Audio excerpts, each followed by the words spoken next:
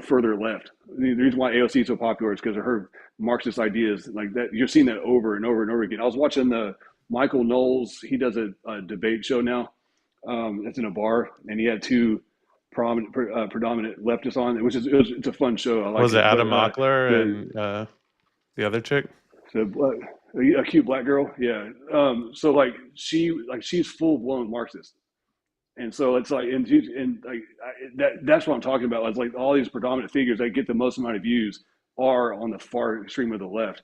And then you start to see a lot of their talking points be parroted on late night shows with Colbert. And I mean, you're seeing their narrative being pushed more and more just because you won't always see that in the policies, but you see it more so on the Democrat side than you do on the right. I don't think you're seeing a lot of far right stuff in policy anyway. I think what you're seeing, especially with this Trump administration, you're seeing just a lot of normal establishment BS.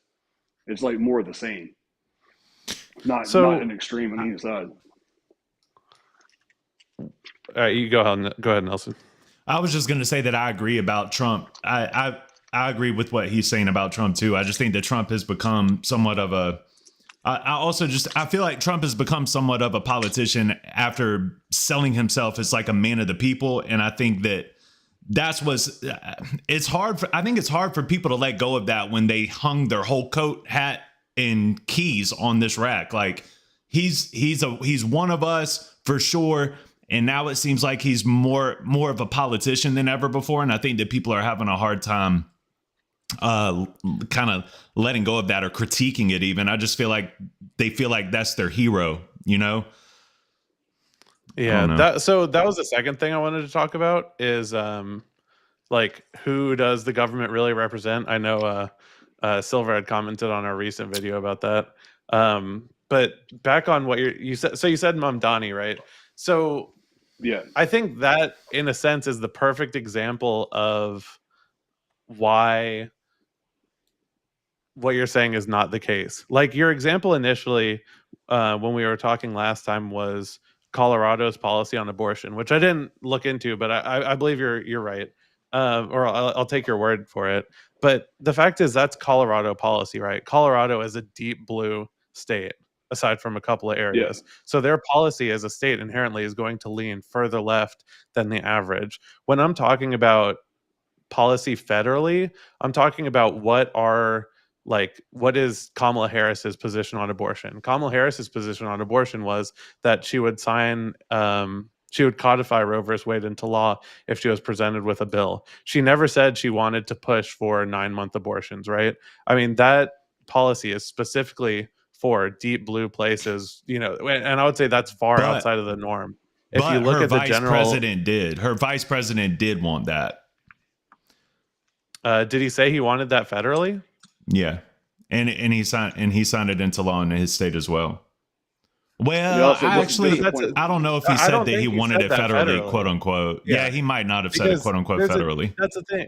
That's the thing is there's a difference between representing people federally and representing people in the state, right? Like a lot of people gave Kamala flack for being like flip-floppy or whatever. And in the same way that I'll praise Marjorie Taylor Greene for switching her views when her constituents' views have changed, I want to extend the same courtesy to Kamala, where when in 2019, when she was running for primary, she was talking about how she wanted to do a fracking ban and all these other crazy things. Well, she changed her policies when she was running in 2024 because she realized that's not where the average American is, right? She wanted to run to represent the people. So I think, go ahead. Silver. I just want to point out that she also said that Joe Biden was racist, and then she accepted her vice presidency. There's that. Well, I mean, I sure, you know, things change. I mean, JD, if we're going blow for blow, I mean, JD Vance called Trump Hitler, so you know it's which is crazy. Agreed. Agreed. Yeah, I mean, it is crazy. It's the game of politics, though, right? Like, well, no, it's the game of politics in Trump's era. This was not the game of politics pre-Trump. Well, but I mean, the world's changed a lot over the past 10 years. You know what I mean? So that's the way politics are played now, bro. You know, I don't want to take into y'all's conversation, but it's really like me versus everybody whenever I'm running for politics now. And it's reciprocated through everybody that runs. Yeah, I mean, it depends on what you're running for and if it's a primary or That's whatever it true. is. But back to the greater argument is, I think it is indicative, like inherently there's going to be a political spectrum of left and right that's represented when you compare states to different states, right? The policy for Georgia, even though Georgia is on the state level more like state assembly, their state congress is more red leaning. Like our views are going to be different on average than a place like Alabama that's just deep red, right? In the same way that New York City can or New York can appoint people like AOC or Mamdani. That would never fly in Georgia. Here in Georgia, we have Yeah, of John course Ossoff, not. Raphael Warnock, who are Yeah. our senators, who are like way more moderate leaning Democrats than would ever be viable in a place like New York. So I think the idea that like the radical left ideology of like Marxism and communism has infected mainstream liberal politics, I just don't see any evidence of that. Like even Well, what AOC, do Well, I you like mean, say but about it's Madami getting elected in New well, York? so just one last thing is like AOC literally there's like these crazy Marxists and communists who are like mad at AOC and mad at Mamdani for not being radical enough. Like they'll never be good enough for these insane fucking far leftists. So and what I say to Mamdani getting the appointment is that, like I said, New York is going to be further to the left than the average in America. Well, for Like sure, but that, what, I mean, and that's even we represented mirror by who, ourselves. We mirror ourselves but off of New York.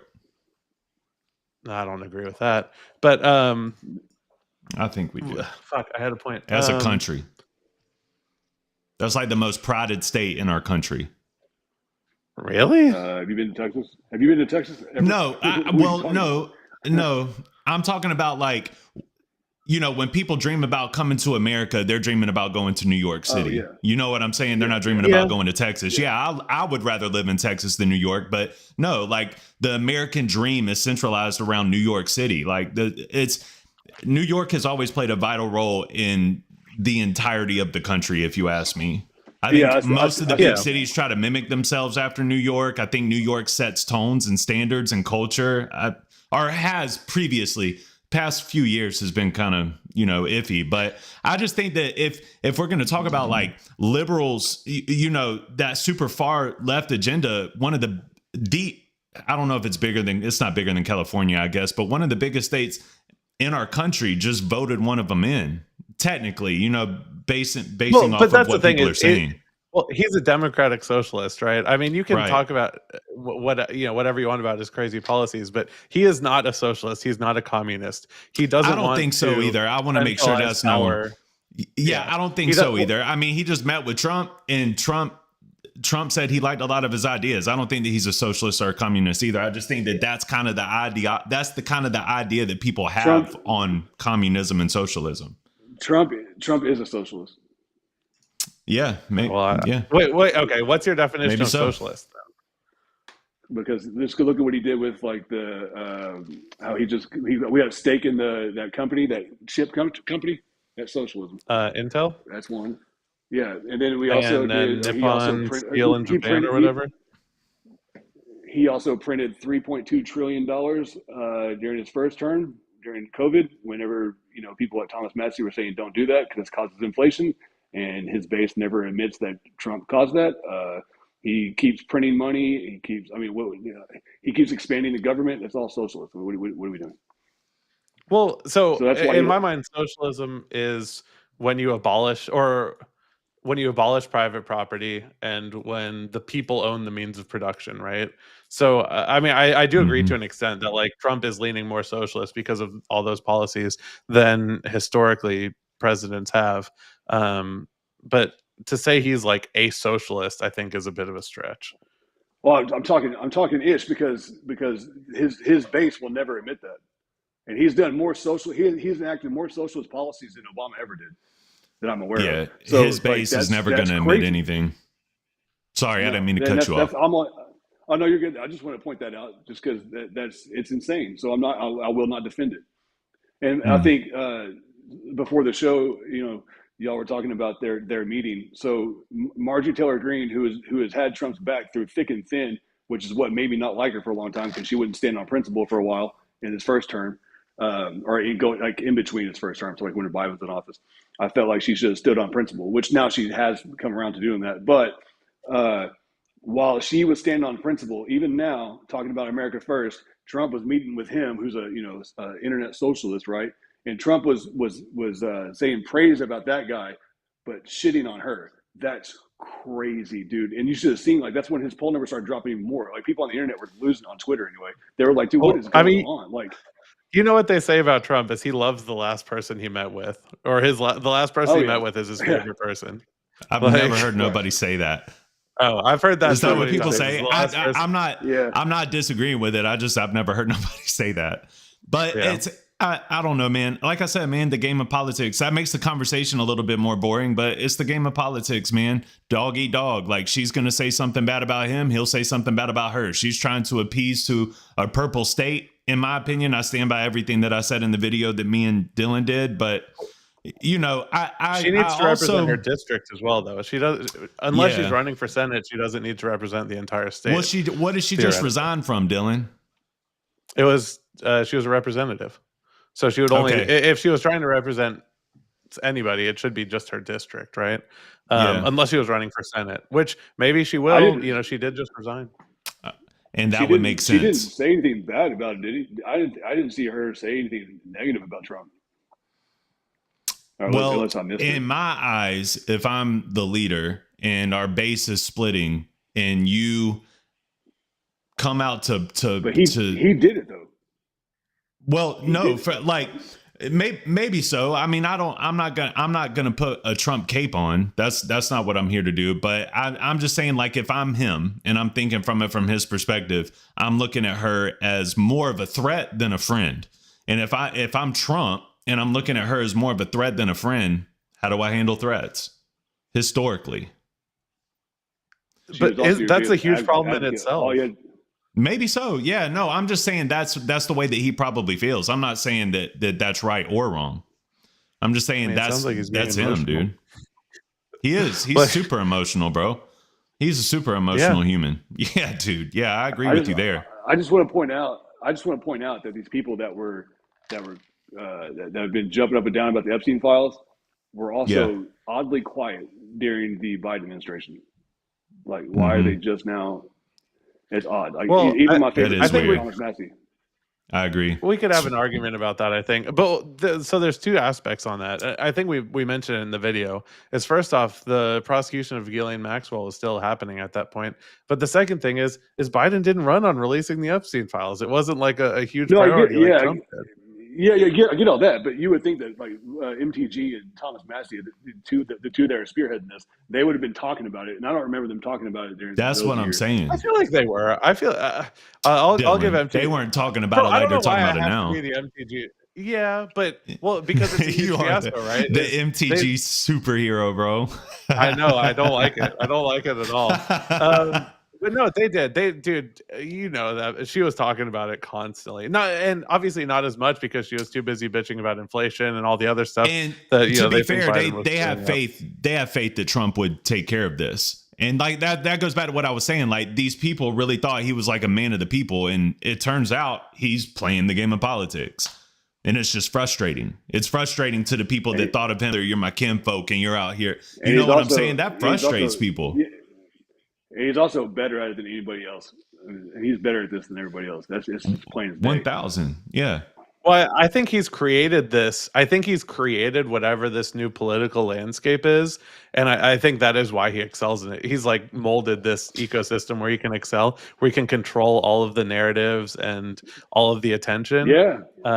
Dude, so he wasn't the one that said fake news. It was Hillary Clinton that said it first. He just made it popular. like he steals people's thunder. He's crazy at that. He's a. You made it a hot line. I made it a hot song. Yeah. Yeah. Yeah, it's pretty remarkable, actually. Yeah, it is, man. I don't know. I feel like we're deviating, but I don't mind. So, yeah. I think there's this phenomenon that happens where a lot of people don't have a super in-depth understanding of, like, politics or taxes, like where does the tax money go? You know, there's hundreds of billions of dollars, and obviously you can't keep track of all of it just as one person. But the fact is that the data is accessible. You could see where virtually every dollar the federal government spends. Now, you know, some of it might be in certain slush funds or whatever that are a little bit more difficult to track down. That's not Let me true. finish my. Yes, it is. So you can do an open records request on almost anything. Yes, you can do an open records request on almost anything, and they are legally required to respond. So, like, for example, just go. Real quick, I won't interrupt you. I'm just going to say this to counter what you're saying. Do you recall that right before 9/11, the Pentagon was investigating losing 3.2 what was it? I can't remember the number, the figures, like 3.2 million or something like that. They lost a bunch of money. They couldn't account for it. So they allocated a special team that was in the exact spot where the plane hit the Pentagon, and they lost it. And then you fast forward 6 months or whatever it was, and then they did Operation Iraq or whatever, and then the amount of money they allocated to it was the exact amount of money that they lost. So no, the black money is everywhere. We don't, dude. The Doge stuff was they kept uncovering more and more and more of it. Which, by the way, they just disbanded because MAGA's dead. But I mean, time and time again, we've proven that we don't see all this dark money. What are you talking about? I will say that I have trust issues, man. I have trust issues with everything. You know, it's just hard to believe anything that you read or anything that you see, right? And you have more of a trust for it, Dylan, because you have, and I'm going to give you credit here. Dylan has, like, historically, since I've known him, like, really been good about looking things up and backing up what he's saying. He's always been really good at this. But for people that are just trying, and you might be as well, Silver Sky, but like for people like me that have never really, like, I don't even know where to go to look. You know what I mean? And that's a problem, because I think I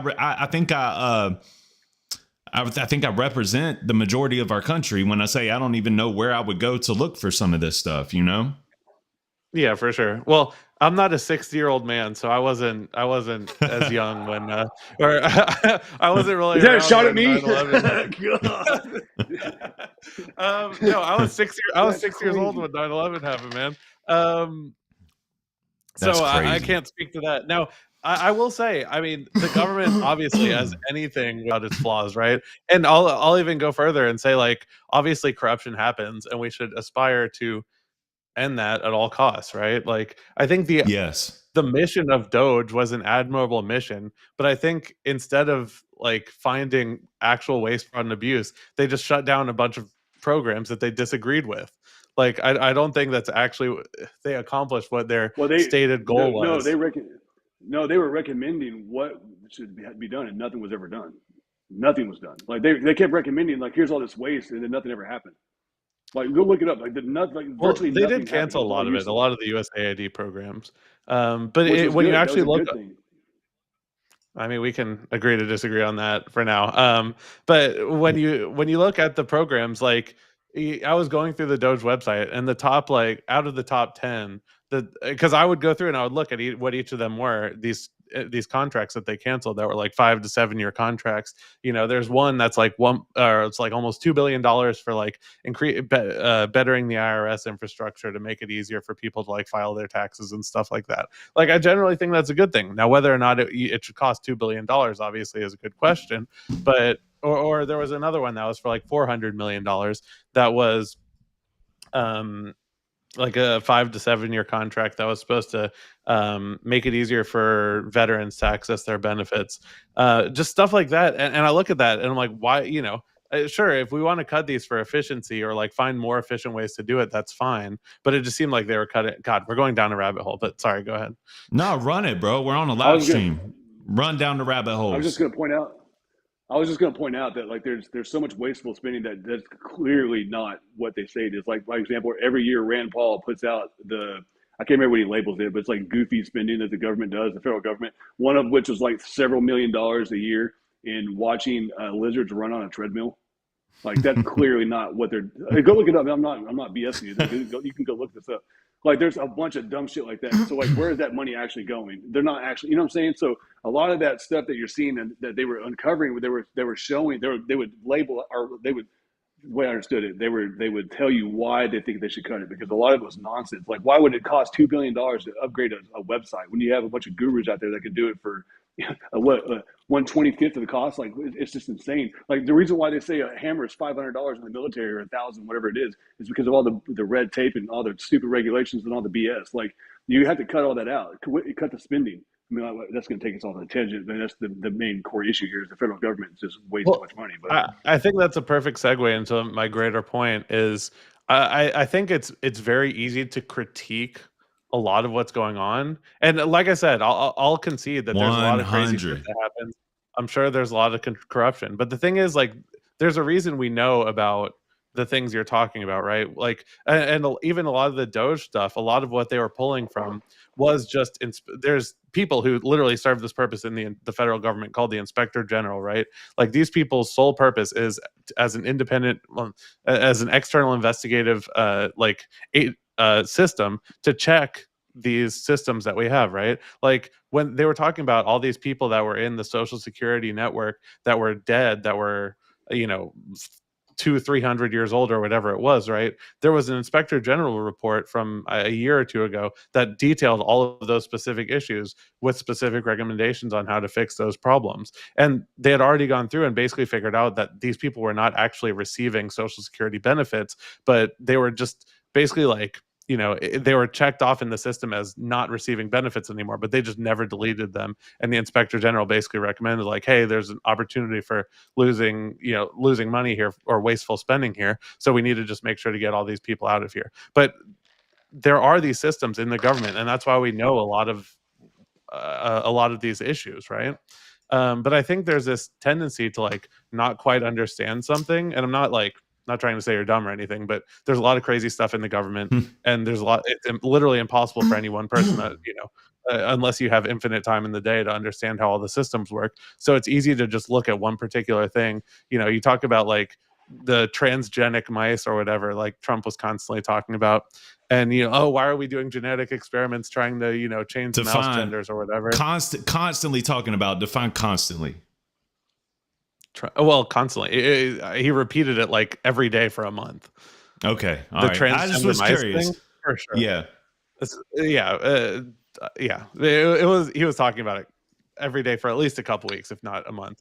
But and then you drill down into it, and usually there's very good reasons for it. Now, I don't know what the fuck's going on with the lizards on a treadmill, but I would imagine there's a decent reason. And that's why oftentimes you have, like, these local politicians who run, they're like, oh, we're going to lower property taxes, we're going to do all these great things. But then conveniently, as soon as they get into office, they are wanting to push for more taxes, right? Now, I think there's an inclination for most people to be like, oh, well, it must be corruption. They must be getting kickbacks from, these big companies that want to avoid taxes, so they're just going to tax us instead. But I think the other reasonable explanation is that, like, they probably just got a really good look at the books, and now they understand exactly what they need the money for and exactly what they could do if they had more money. I think you can extend that to the federal government. I don't think so at all. It's like, I've seen stuff in my life, like, whenever this was back in 2005, 6, somewhere in there. Maybe I have my time wrong, but we had there's a big, during the Obama years, they did a big push for minority-owned businesses, and they got a lot of federal grants and stuff like that. Well, on the surface, you're like, oh, that's awesome. That's that needs to happen. Woo. And then what ends up happening is, because at the time I was in outside sales, and so I would work with school districts to sell whatever, right? I did communication. All these companies they all started up overnight, right? And they would have, like, the wife would be like the 51% owner or whatever, right? So they could benefit from all these federal loans. Well, what would happen is the school district back then, we didn't have GPS, so, or, like on your phones like everybody does now, but so they would buy, like, the Garmins that would mount on your dash, and so the school buses would order 1,000 at a time, right? And so they'd go out to bid. Well, if you wanted federal funds, if the school wanted federal funding to help pay for this, they would have to go out to bid, and they'd have a certain criteria, and so they'd score, like, your proposal based on this like 10 points of qualifications that the federal government would mandate. So, like, one of them was you would get 30 points right out of the gate if you were a minority-owned business. And so what would happen is the school district couldn't afford it on their own, and so they had to go through a minority-owned business because they most of the points went to that. So they're going off what the government told them to. And so what you ended up seeing was a local guy that could live next door to me. They would go to Best Buy and they would find the Garmin for $500. They'd mark it up to 502, and then they would sell it to the school district, and they'd do it like 2% increase, right? So what ends up happening is like the companies, like a small business like myself, where we had a cost of like, let's say it was, I don't remember now, it was like 300 something, right? But in order, my actual cost was a little bit higher than what they were doing. So the school district would end up, like, I said that wrong. Basically, they were going over retail, right? The school could have bought it cheaper from me, but because I was a minority-owned business, they couldn't go with me, and they could have saved $20 per unit. I said I'm sorry. Really? I've only had 2 hours of sleep. I'm tired. Yeah, no, you're fine. This happened all across America, and that's just one example. And this is not just in school districts. This is also happening on the fireman side, the police department side, the hospital side, like everywhere they got federal funding, even at the state and local levels on like the government side or the public works, everywhere was doing this, and everything got bloated. It was up in the military. The military had to buy like their Kevlar from minority-owned business, like this, and this also just transformed into DEI. It's an evolution. Like so, it's horrific. It caused a whole lot of issues. And guess what? That was taking money out of the kids' pockets that were in school. That's literally what was happening. Yeah, I mean, so like I think that's obviously a bad thing. I think it's easy to say that's a bad thing. Like, it's hard for me to say. Like, if that's where but the Democrats it's at, then obviously they run on all these things. They run on that though, like over and over and over again. They throw you this idea that sounds good on. It's going to save the kids and blah blah blah. But in reality, it hurts everybody. Like whenever you start sending, when you have a welfare state where you promote the fatherless home and you get paid more for every kid that you have without a father in the home, when you promote that, which is what happens, like you're causing what we have today, which is like fatherless homes and adolescents doing, I agree. They're doing. I agree. And that's something that I'm actually passionate about. I think that if you start putting fathers back in the homes, and if you start encouraging it more than discouraging it, which I feel like a lot of us are I feel like it's not encouraged enough on the left. I think that's fair to say. But if you encourage fathers to be in the home more, I feel like our whole country shifts and changes. Wouldn't you agree? As a father, and I'm not trying to leave you out of this, Dylan, and say like you don't have kids or whatever. It's an open discussion, but I feel like as a father, just me being here every night, my kids can see me, even if it's only for 30 minutes. They know that their dad is coming home. They know that their dad is out there working, and there's an example set for whenever they meet men. You know what I mean? And I think that to cut it short, I just think that that's super, super important. And I think it's an ideology that people have literally ran away from and don't even care about anymore. So I agree that we should encourage fathers to stay with kids. I know. Right? But I don't think that the way we should do that is by starving the kids otherwise. Like, I think there's probably a balance to be struck where, like, I mean, my stepsister is on a bunch of these welfare programs because she doesn't work. She's got like 3 or 4 kids, and I don't know, bro. She cranks out fucking kids. And she's way younger than me. Sorry. Yeah, there's Kaylee. But yeah, she cranks out kids, and it's ridiculous. She basically, the government pays for the dad's involved, right? But I think what it comes down to is, do we want to live in a country where kids are starving or not? And I don't think I've never seen evidence. Well, I mean, what's the alternative, right? Like, if the moms can't starving, the more fathers that are in the homes, the less you're going to see that. 1,000%. But the point is that so as a matter of fact, there's going to be families where the dads aren't present, right?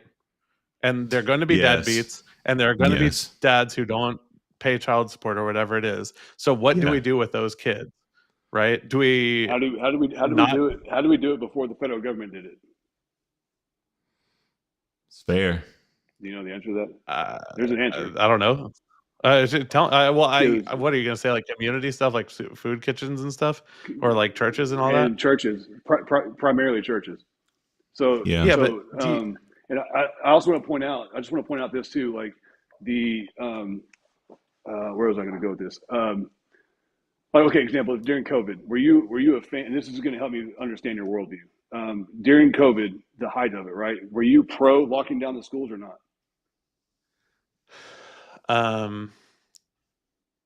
Or not locking them down, but like make the kids stay at home.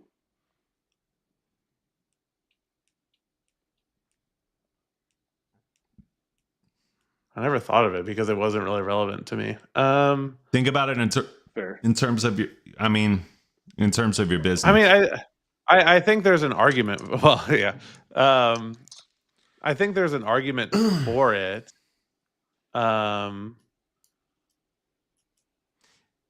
mean, do y'all believe that it should have been left up to the parents? Well, my whole thing with COVID, I'm waiting.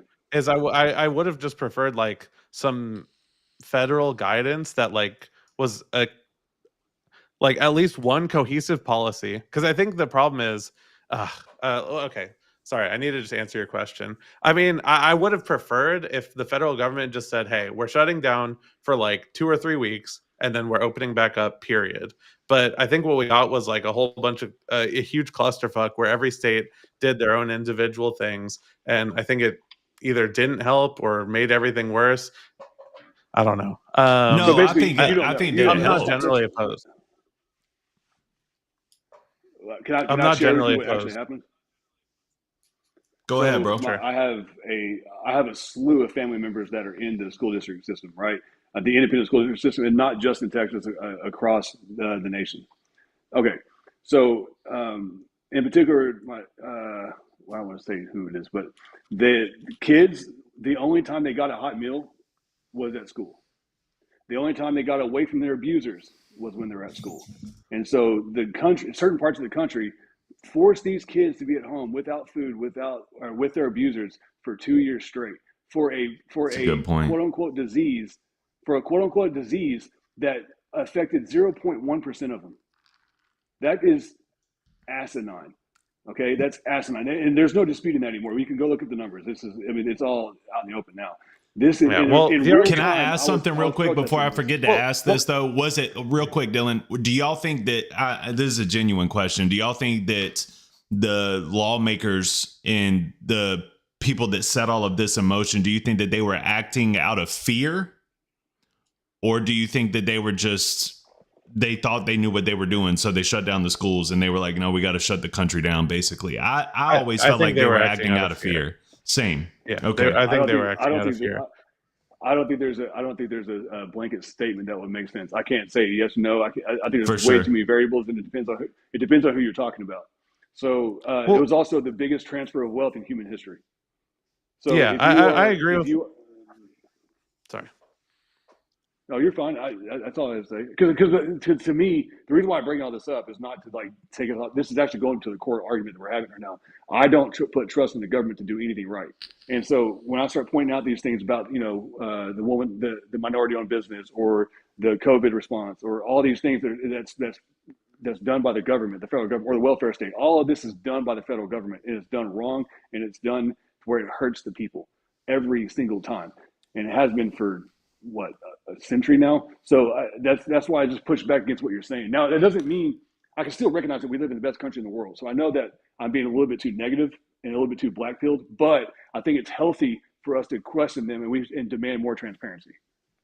For sure. I absolutely agree. I don't disagree with that at all. I agree. So just on the COVID point, you're right about, obviously, kids were not. How do y'all think we do that? Affected. By the way, if you don't mind me asking, Dylan, how do you think that we do that? To get to an answer. I'm sorry, it's the lag. Let me answer real quick. Yeah. Go ahead. Sorry. I'm just curious to know how y'all think we go about that.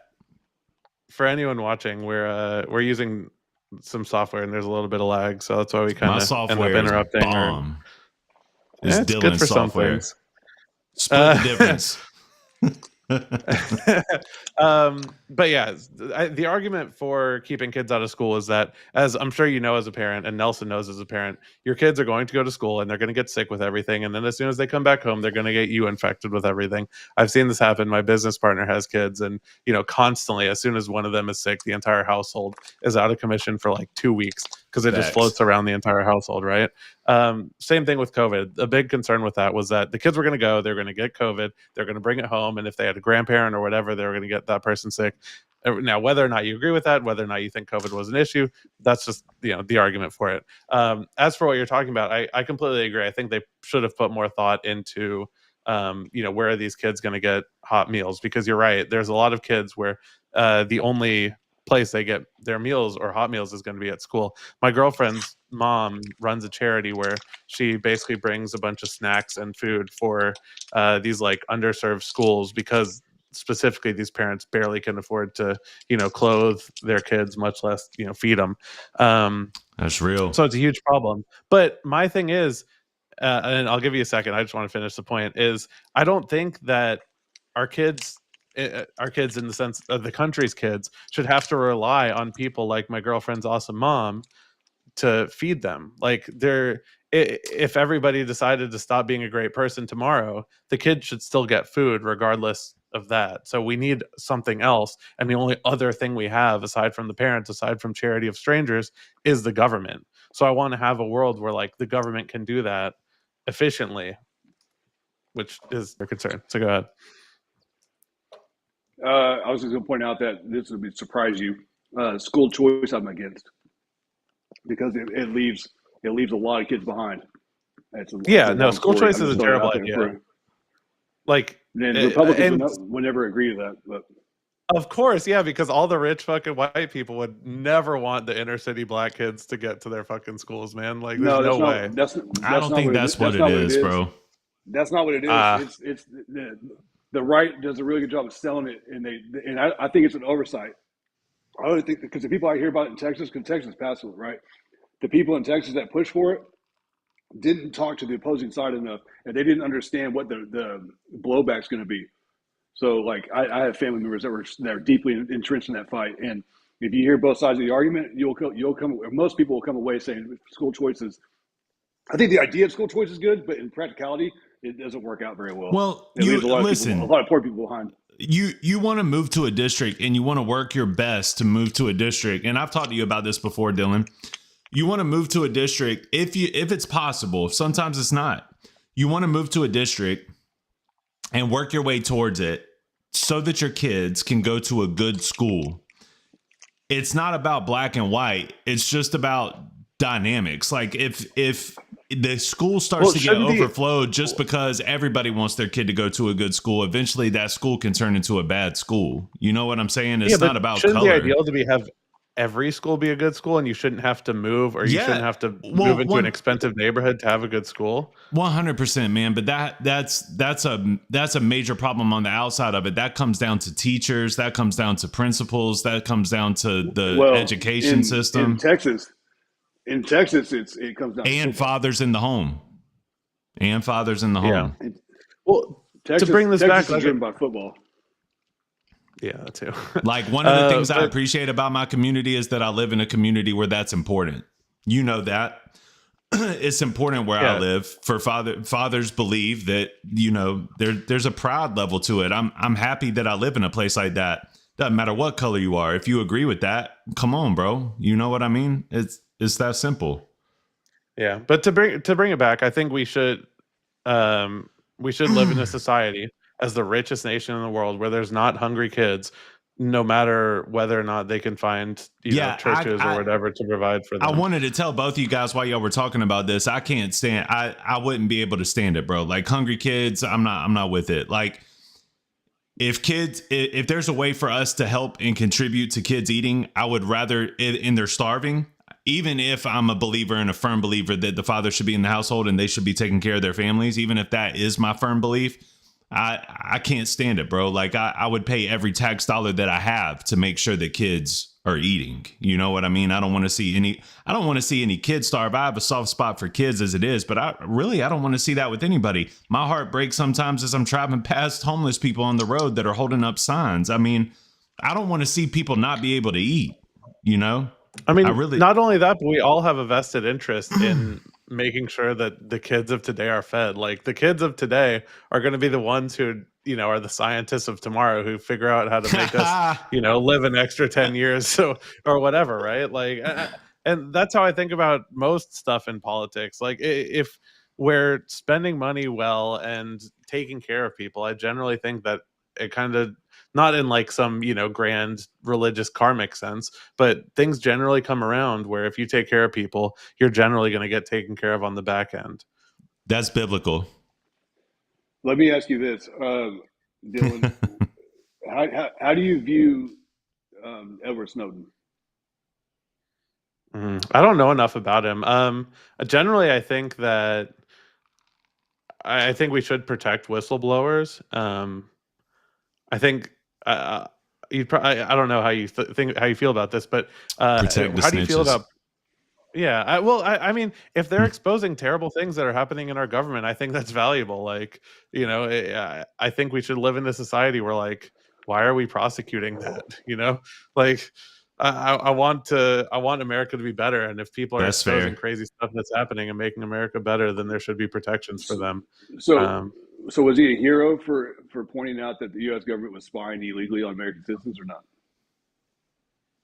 yeah, I think that's probably, assuming your characterization's right. Like I said, I've not done a huge amount of research into it, Right. but Okay. assuming your characterization's right, I think so. Yeah.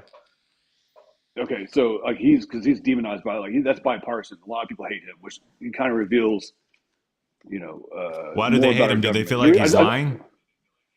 No, they feel like they said he's a traitor for revealing. Just go. I'll let y'all go do the homework. And you can, next time we talk, we'll talk about it. But I don't want to put anything in your brain. Just go They look it think up. he's a traitor for You'll see what you revealing think. the information, or do they feel like he's a traitor for going Yeah. against who he was once with? No, he was working for the CIA as a contractor and Okay. uncovered.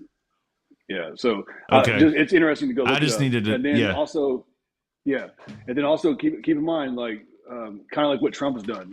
Where he, like, oh man, and then does something different when he gets in office. Obama ran on protecting whistleblowers and then prosecuted more whistleblowers than any other president in history. Like, I just, time and time again, the government just reveals itself as being the worst thing. And Yeah, our bro. I government in mean, particular has killed more. They've killed more brown people around the world than any other country, and it's not even close, for over the last, like, 50 years. Like, I just, whenever people defend the government left and right, it bothers me to the core, because, like, they're can I, not. Look at where we're at. We're $38 trillion in debt, dude. Like, there's no defending this. well, can I ask you guys based off of that? Like, genuine question.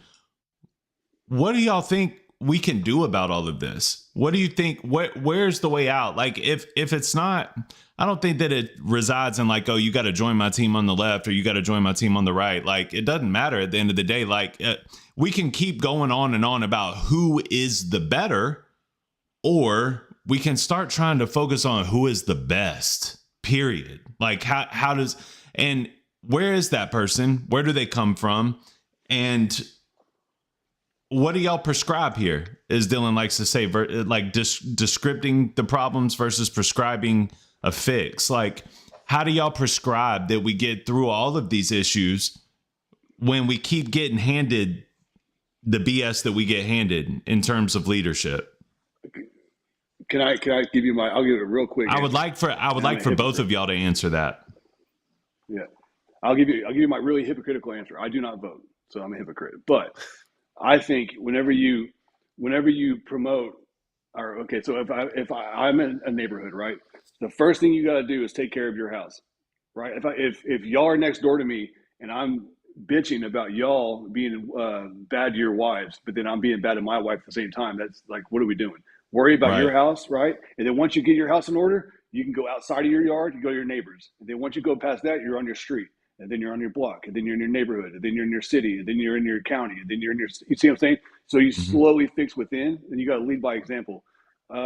We are not doing that. And as a whole, I agree. the local elections are abysmal. And again, I open this up by saying I'm a hypocrite. So I think that's the only way you can do it, is by leading. And so if we're all talking and you and I are promoting fatherhood and that sort of thing, and the more secular the West becomes, the worse everything gets. And I'm not even like, I'm Christian. I'm Christian adjacent, I think. So, like, and I think the more we get secular, the worse it gets. And I think you can see the trends that kind of follow that, because you lose that through line, that baseline, as a core belief system. Dylan, let me ask him this real quick while you're still holding on to your answer. What do you think you're accomplishing by not voting?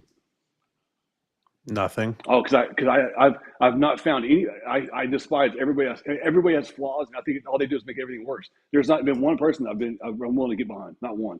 Now I think if like there's certain people that I'm holding out for to be my first, but even locally, dude, everybody comes across like snakes. You go look at their voting record, and it's just like it's abysmal. I hate it. I hate everything about it. Who would you vote for? Yeah, that's what I was about. That's a good question. Who would you vote for? Who would you vote for? Somebody that is a short-term isolationist. So like fix our country first and don't worry about anybody else. I don't want to say America first because I think that's conflated with too many other people. So I'm going to say isolate a short-term isolationist because I don't think you can long-term being an isolationist works right as a superpower. But I think if we could focus on that for 8 years and really try to bring like what Trump ran on, which he didn't do, but if you ran on that and actually tried to implement that, I think that would help us. We'd be better off for it. And then slowly, once we got our country more in order and we start to cut the deficit, we start to cut the spending, and we start to see things turn around, then we can start worrying about helping Mexico and helping Canada and so on and so forth. I mean, you got to start small, and that's what I would vote for. And I don't know who that is necessarily, but somebody more libertarian based, I think. That's probably where I would like to consider myself libertarian as well, but I don't know, man. I don't know that's why I wanted to ask you, like, even like what was her name, Joe, when Biden and Trump. Yeah, I liked her, bro. I voted for her. Did you not vote? That's why I'm asking, because like if enough people, how many of y'all didn't vote? You know what I mean? For that libertarian. A lot, because she was horrible. She had some really bad views on if I remember right, she was bad on COVID, really bad, I think, and she was really bad on some of her foreign policy. I think she was Israel first, sort of. I could get some of this wrong. It's been a while, and then she was also bad on something else. I think she was really bad on. I don't remember. It's been too long. I don't want to say anything because I don't remember exactly. Let's continue this conversation another time, but I would like to also know what Dylan's prescription is. I didn't even get to, okay. Yeah, no. I thought you were I thought you were ending the fucking stream. I was like, what the hell, man?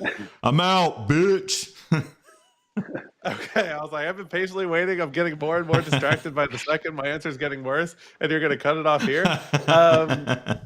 So I think it's a perfect contrast because I think Silver had a great idea, which I can't remember who I told about it, so it sucks. So I'm gonna say he stole my idea with no proof. But I think his idea of having like some kind of app where you can vote to like tell your representative what you think is important is an amazing idea.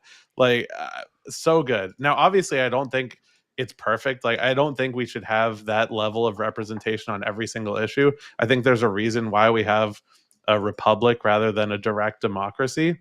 But I think people being active, people following issues, and people being active with their legislators is the first step of many in the right direction of having like better representation. Like, I think the reality is that as we've said 100 times, people think of politics more as team sports and and this like popularity contest than they do of like actually solving problems. Like, they just see it as like a way to meme and joke on people who they don't like. They just want Trump to win so they can fucking post the next meme and make the liberals cry, instead of wanting Trump to win because of his actual policies, right? Like, and vice versa. The other side is the same way. I think the other side is the same way. Degree, Let's dunk on Trump. Yeah. But go ahead. I'm sorry. I shouldn't have cut you off. I'm sorry, bro. Yeah. Regardless, I think that's the first step, is like keeping your politicians informed of what you actually care about and actually holding them accountable. I've talked about this on several occasions when we've talked about abortion. Is like I think it's a huge problem, not in the sense that like abortion, as the issue itself, but I think it's a huge problem that no matter what a politician does, as long as they take the right stance on abortion and one or two other issues, they'll probably get reelected, right? Like, we need to have more aggressive primaries. We need to have a more informed populace. So there should be an option for, like, say there's Marjorie Taylor Greene, who's pro-Israel, and Marjorie Taylor Greene, who's against Israel. Identical person, and they're both running in primaries. I think we should have primaries like that where you can select a more, like, fine-tuned politician to suit your needs, right? You shouldn't be stuck with Marjorie Taylor Greene or a neocon or a Democrat, right? You should have more granulated political options to more accurately represent your views, and whoever's the most popular should win. I Like, agree. I just think it's crazy. And, you know, as somebody who's gone and talked to a lot of politicians, like, it's not, as Silver said, especially on the local level, it's not something most people do. Most people don't even know who their local politicians are, much less participate in the elections, looking at you, or if actually follow their policies. And I think even to argue against Silver's thing of not voting is like, even if you're extremely far away from the perfect candidate, right? Even if you're, you know, miles away, voting still incrementally nudges the parties towards where you want them to go, even if it's just even especially in primaries, but much less in the general elections. You know, if I want the party to shift in a more libertarian direction, like letting them keep go, you know, say you're in a 60-point or a you know, plus 20-point Republican district. I'll give you I see you a plus 20-point Republican district. If you want them to moderate on certain social issues, just continuing to let that be a Republican stronghold is just as much of a problem, right? Like, you want to show them that, you know, maybe they should start moderating, and that you can do that with your vote in a way. I agree with you on that, bro. 100%. I just want to say that the other reason why I don't vote is because, historically, it's because I really enjoyed talking about politics, and I felt like if I vote, it would put me one step closer to being tribal and being bipartisan. Like, I like to be objective. Sheesh. That's why you can't pinpoint me. So you can't pinpoint me on any. You can. We've talked enough now where, you know, you can't. You can come up with any policy or any idea or any headline, and I'll have a different view than what you might think I have, because I'm truly bipartisan. Well, I truly dislike both of them. See, I don't know if I think that that's hard, or if I think that that's a cop out. There's a line. I'm not saying it's right. I'm not saying it's right. I'm just saying what I do. Yeah, no, I'm with you. I'm just saying. So I know that, so this will trigger all the Nick Fuentes people, but I was born and raised Jewish, right? And when I was a kid, I think I was playing RuneScape or something. This was like when I was in fucking like 3rd grade or some crazy shit. I was having an argument with some Christian kid on RuneScape. And then some like atheist walks up and he's like, "Well, you guys are both wrong, actually. Fuck both of your gods." And I was like, "Damn, that's overpowered. Like, how he could just come in and say it's all bullshit." And that's kind of what you're doing. You're just like, yeah, fuck everything. Which I mean, in a sense, you know, I see what you're talking about, but I just think, like, at least you acknowledge that it's hypocritical in a sense where you know, you're never going to be able to exercise that power to push them in the direction you want. That leads me to another question that I would like to ask both of you, if that's okay with both of you. I would also like to ask y'all if you have these strong stance views in your faith, and what like, take yourself out of your shoes for a minute and put yourself in the shoes of somebody that really believes that, you know, the path of God is the right way, the path of Jesus is the right way. And I'm very interested to know what both of you would say in terms of voting, right? Because this is something that I pray over every voting season. I don't think that it leans one way or the other. I think it's something that you kind of have to figure out as your own, as a follower of Christ, who you're going to vote for. I would like to ask both of you guys, what way forward do we have if your basic principles are set in stone in a way that you can't be moved from them? What do you guys think? If I understand the question properly, I think, based on, and I could have this way wrong, but I would think historical Jesus would be like, I think he was extremely opposed to the Roman Empire. So, like, he was opposed to the Roman Empire. Yes, he was against the Roman Empire, and he was against both, bro. Like, he was against the Pharisees as well. Right, so he stood against both, but he also said that we should pay our fair taxes, and he did take stances politically, and people were like, "What, bro? Like, you're against the Roman Empire, but you're saying that we should still pay our taxes?" Like, Jesus had a lot of ways about him that were kind of democratic and liberal. I think that in that context, I think I shouldn't speak on scripture because I don't know it enough, but I think You're there's fine. another way you can interpret, or there's lots of ways you can interpret that, where he's like meaning be charitable, because it's harder for a rich man to get in heaven than through, or whatever, you know. So I think it's more about being selfless. And so I would think if you follow the word of God, like that stands above all else, including the U.S. government. So like you try talking to a Muslim about their faith and saying, oh, you shouldn't do this because it's against the law in America. They're gonna be like, what? I follow the law of God. Like that's. I mean, Right. I don't know if you can answer that question. I don't know that Right. there's a right way of answering that. I Well, mean, no, I will say I party appreciate wise. that. Go Well, I ahead. mean, party Sorry. wise though, I think party wise I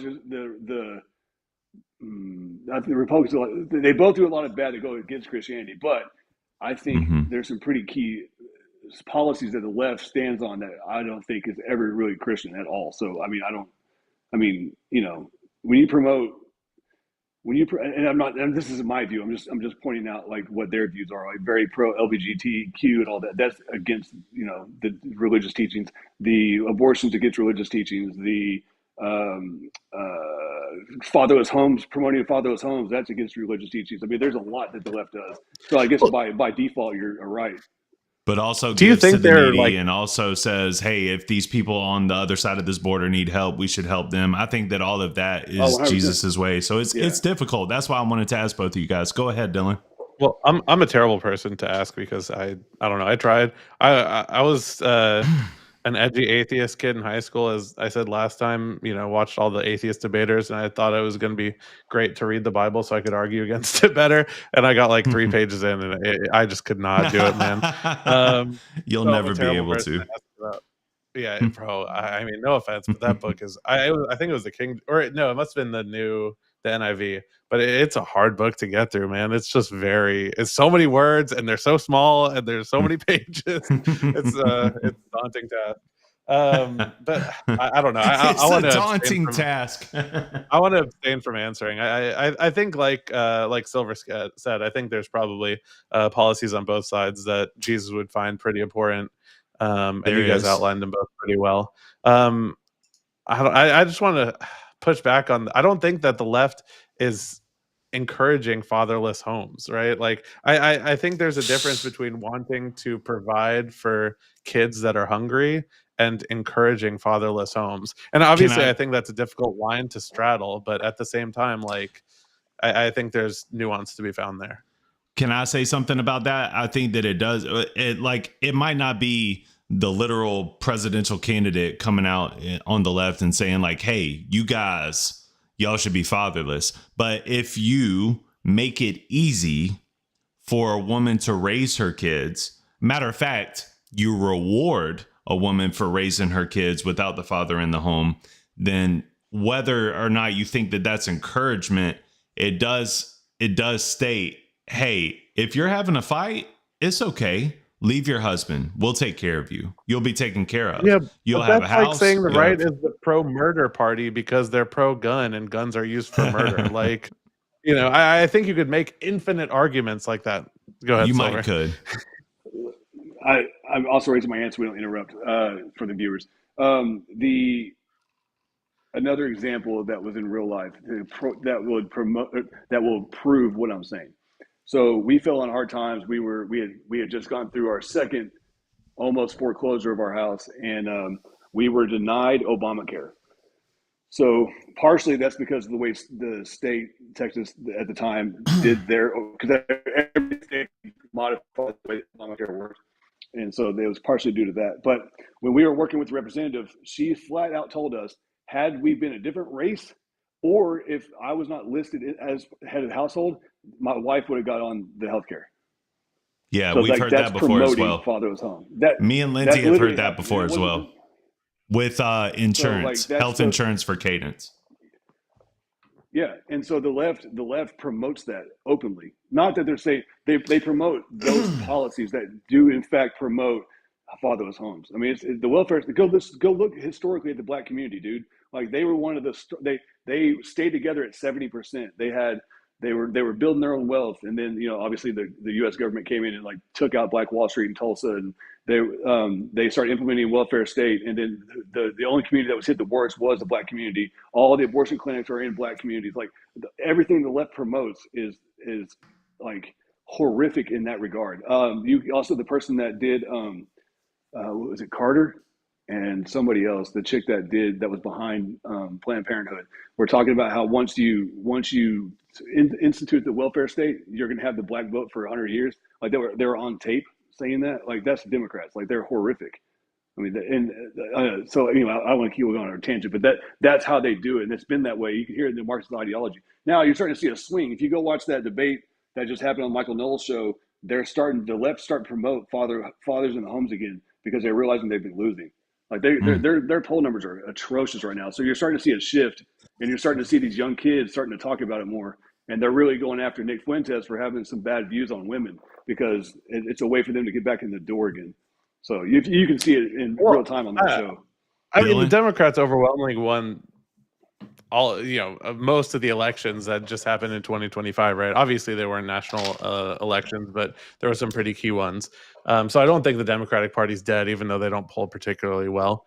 But I don't know. I understand that there's obviously flaws within the system, and it does create bad incentives where, like, even the way certain welfare benefits are like graded, like it should be the case where like you can taper off of them. It shouldn't be the case that like if you make under 30 grand a year you get benefits, and if you make over 30 grand a year you get no benefits. Then everyone's going to want to stay under 30 grand, right? So they get the money and the benefits. So I think obviously there's better nuance to be found in these policies. Because can I say something real quick? The issue with that is like, what if you make 32 grand a year? You're really no different than the 30 grand a year. Exactly. Then you're incentivized not to, right? Because if the value of the benefits are $10,000 or whatever it is, then obviously you're incentivized to stay under the $30,000. So I think absolutely. I don't think most Democratic politicians would agree and I think most Democratic politicians would agree that we should strive to have better systems that don't actually incentivize these negative outcomes, such as fatherless homes. But, like I said, no system's perfect. We are constantly striving to adjust them and make them better without creating these adverse effects. But I just don't, I think that's my opinion is it's an adverse effect of what they're trying to do that's positive, whereas I think you see it as something that's intentional, and they're trying to destroy households through these policies. But I just see it as like a negative externality. It's hard to not see it as intentional. It's hard to not see it as intentional when it's been going on for so long. It's been going on for a long time. Long time. And let me ask y'all, I have a question for y'all. So it happened over the weekend. Did y'all see the news I think it's out of Florida, where there was Muslims praying in a parking lot, like a public area, and two dudes started grilling bacon in front of them, and they got charged with felony hate crime? What are your thoughts? Wow. No way on earth should they be charged with a felony. No way on earth they should be charged, period, felony, in my opinion. He did say felony. He said they got charged with a felony. Oh, he did say felony? Yeah. I thought you said hate crime. Hate crime is a felony. Felony hate crime. Yeah. Felony hate crime. That's what it's labeled. You can look it up on right now, like you're live. That's absolutely nuts. That happened in Florida? Yep. I'm pretty sure. Pretty sure it was Florida. That's insane. That sounds weird to me. My understanding of hate crime was that it's like an aggravating charge, and there is no like hate crime, but there is like if I'm beating the shit out of a person who's black or Muslim or whatever it is, and I call them a slur while I'm doing that, then that becomes a hate crime. I see something on that's Twitter horrendous. That's horrendous. That should never be. You should never be arrested for cooking bacon in front of a Muslim praying. I mean, they were doing it on purpose. Never. Like, not on. It doesn't matter. I don't think that they should be arrested for that. Listen, I'm a Christian, bro. I've been getting, we've been getting shat on for years, wait. The only place I see this is on Twitter. This seems, I don't know. This doesn't seem real. I was moving I was moving my daughter, so I saw it in passing. So maybe it's fake. I hope it's fake. I hope it's not real. I was just throwing Me it out there too. as like a. I mean, bro, I can't like imagine that I, being real in Florida. I was about to say I would maybe Yeah. believe it if it was some, like Denver or something like that, but in Florida sounds crazy to me. There's So no you way think they it's would fake? let this shit play. I I thought it was I don't natural. want to When say I it. Now, saw it, I thought it was natural. at the same time, I will say this. I don't think that if you're like, listen, bro, let's just keep it a buck. Like, I'm going to respect you. If you're in there, you're praying, you're doing your thing, and that's your belief system, I'm not going to come and cook bacon in front of you. But they still, should they have had their asses beat? Maybe. A felony charge? I Absolutely don't think not. they should have had their asses beat.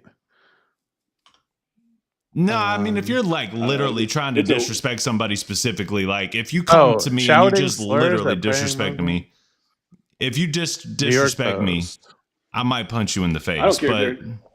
I don't care if they're shouting slurs. It doesn't matter. I think getting charged with a felony hate crime, if that's true, it's insanity. That is insanity. I agree. Oh, felony count of disturbing schools and religious assemblies under Florida's hate crime enhancement statute, along with misdemeanor charges of disorderly conduct. Yeah, disturbing schools though is I don't know if so. They were in a school I'd have to look parking lot, into I the think. charges. Yes, this says After disturbing hours, by the schools way. and religious assemblies under Florida's hate crime enhancement statute. No, I'm not with it.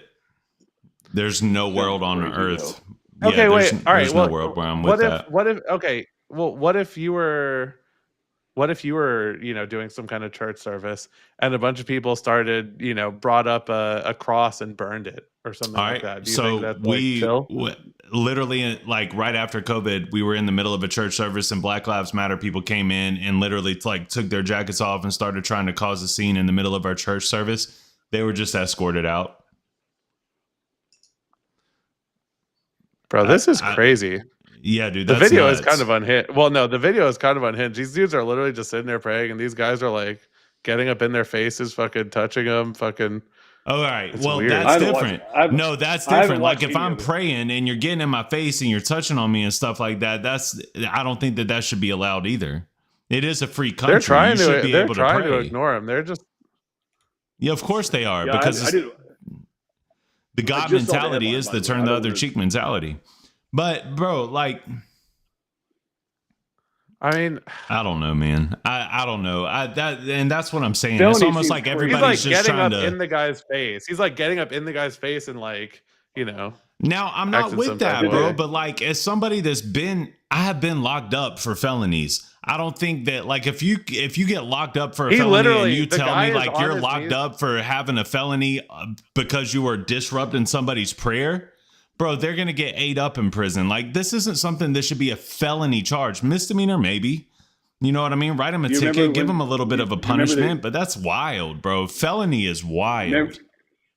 You remember the Catholic Covington kids or whatever, the Native American guy in his face with the drums and stuff? That guy didn't get charged with hate crime. That's the same thing. That's what I'm saying. Like, Christians get berated, bro. Like, we're used to it, but like the Muslims are trying to. I don't know, man. I don't want to get involved in that. They're just chilling, bro. These guys are literally just chilling, trying to pray. I don't know. I mean, I would extend the same courtesy. I think if anybody did the same thing to any religious group of people as an atheist person, I still think that should be a problem. Like, if this was Jews, I also don't understand, like, where is this located at? This is on the outside of a school? I guess so, yeah. All right. Well, at the end of the day, this is exactly why I told you, even as a Christian, I don't believe that we should be forcing Christianity into schools, right? It's because of this. Well, it's a university. And university like it doesn't matter, man. Like, publicly, property, so it's different. Right? Oh, I didn't think about that. So it is a private. I mean, I don't know, man. If you're gonna make a scene out of your prayer, when somebody they're makes not making a scene back they're literally at you, just sitting, bro. They're sitting there just on their knees on their little rugs praying. Yeah, I can't imagine. I can't imagine being so pissed off that I would go and cook bacon and get in their faces, bro. That's insane. I mean, that's crazy to me. But I also think it's insane to charge them with a hate crime. That's not. It's not just fuck around, find out. Come on, like, this is crazy. It is. Well, in the same way that I think all of the pro-Palestine people who are blocking the Jewish kids from getting to their classes should be charged or expelled or whatever that may be.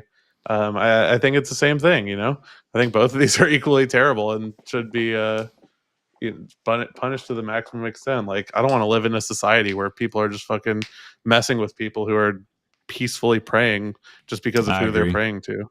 I agree. I just don't think that it should be like getting in each other's faces over it is different. But like if you're just like cooking bacon outside, I don't know, man. I guess that kind of boils down to what was the sentiment? You know what I mean? Were they trying to piss these people off? Because as a Christian, absolutely, who prays, bro, they're getting literally the guys are on their knees praying, and the guy like kneels down in front of him and gets like within like a foot of him. That yelling shouldn't at be him. that shouldn't be allowed. That shouldn't be allowed. Anyway, man, what are you guys' closing statements? Because I'm fixing to have to get out of here. Unless y'all want to keep jabbering, and I'll just X myself out of it and leave the computer running. No, we're good. We should do this more often. This is great. I think we have good conversation. Do you just want to be a part of Split the Difference, bro? Yeah, I really enjoyed it. It's a lot of fun. It is fun, man. I enjoy hanging out with you, bro. I'm here for you guys, man. Whatever y'all want to do, I'm here for you guys. It don't matter to me. It is good conversations to have, man. We're all three we're all three different types of viewpoints, man. So it is kind of fun to have these conversations. I got people in my life that want to join though too. So like, if y'all want, I got guys that will be here with me. Like, I got another liberal friend that wants to join to be on Dylan's side, and so like we could actually get some real So because I try to surround myself with people with different opinions. So me too, bro. That's me. Well, you're Tom McDonald, so like I have to hang out with you because I'm. Listen, bro, I'm gonna tell you something. His new albums are so fire, bro. I mean, that's all I've been listening to lately, even over in FCP. That's facts. I'm telling you facts. That's like they're fire. They're fire. I gotta send them to you. I'm gonna send it to you. I'm gonna send it to you, bro, because you need to hear it. There's a lot of stuff on there that's just straight fire. It's not political at all. I don't know why he does that. I even asked him. I was like, bro, why are you doing this? Why? Like, I even asked him. I was like, why are you? And it's because that's what people want to hear. It's what sells, man. It's singles. It's like if you're a black guy and you're remotely right leaning, you have a career. Like. In political punditry, you're like, come on, let's be real. Like the Hodge twins, Candace Owens, like it's so easy. And if I guess I don't know I'm sure there's a similar equivalent on the left where if you're like a crazy they them with blue hair, you have a career in Twitch streaming to 150 Hassan viewers before his stream. Same shit. Yeah, it's kind of true. I mean, Hodge twins are really funny though, and Candace has got some pretty. She's really, really, really, really good at selling her passion. So, bro, Candace is crazy. Have you seen her stuff lately? She's on some crazy shit about how the government of France put out a hit on Charlie Kirk and all this other stuff, bro. Like, what is that? Wait. To be continued on that one. We got to talk about that on another episode. Yeah, dude, that's too crazy to get in on 1 hour and 12 minutes in, bro. But that I do like. I like Candace. I hate to see this. It's almost like all she wants to do is just make money off of, wow, look at this. I feel like it, like you said, Silver, as a content creator, I would like to hold a little bit of, like, this is who I really am dear to me. And I think Candace is going off the walls. I don't watch it. I couldn't tell you, so I don't know. Yeah, I do like the Hodge twins, though. They are hilarious. Yeah, I think next time we need to come back to the Overton window stuff. I don't know. Maybe we'll always start every podcast with that, and then we'll get off of it. We're moving away from the Overton damn window. I don't know. I think this was productive. I think it was interesting. I do too. This was a good conversation, man. I enjoyed it. It's crazy to me that you don't vote, but I guess it is what it is. At least you recognize that you're a hypocrite for it. Yeah. Let's hope I can be 55 in the comments today. We can go down in age. That'd be cool. Yeah. Man, this is a different channel. You're not dissing you're not dissing Tom McDonald, bro. You'll be all right as long as you're not dissing Tom. No, dude, fine. Everyone was on your side in the comments on this one. So yeah. It seemed like the majority. Everyone was talking about the Jews and all that stuff. So not that you're on that crazy level, but they seem generally like they were opposed to me. So my favorite commentators are Jews, so it's not. Yeah, I'm not on that speed. I'm not on that speed. I do want to say, Dave Smith? Silver Sky, you got to keep an eye out for when he releases the masculinity video. I'm waiting on the masculinity video to come out. Oh, okay. Yeah, we decided to have a whole conversation about that since everyone's been talking about the. It's good. What did they say? The effeminate liberal. They're like, the Well, effeminate liberal ruins this for me. I'll go ahead and say it now, man. I think it was a really good conversation. I do. Yeah, I think it was too. I think it was productive. Yeah. It was so good. We'll see what you have to say about that. Yeah. Yeah. Well, cool. Especially as the masculine man that you are, you know. It was a good conversation, though. It was, because he made some valid points as well. So try to do that sometimes. Yeah. Well, cool. You got anything you want to say? Closing, Silver? Nope, my phone's about to die. So, all right. Well, it was fun. Great talking to you again. Yeah. Yes, sir. Thank y'all. Later, man. Appreciate y'all. Yep. Bye bye.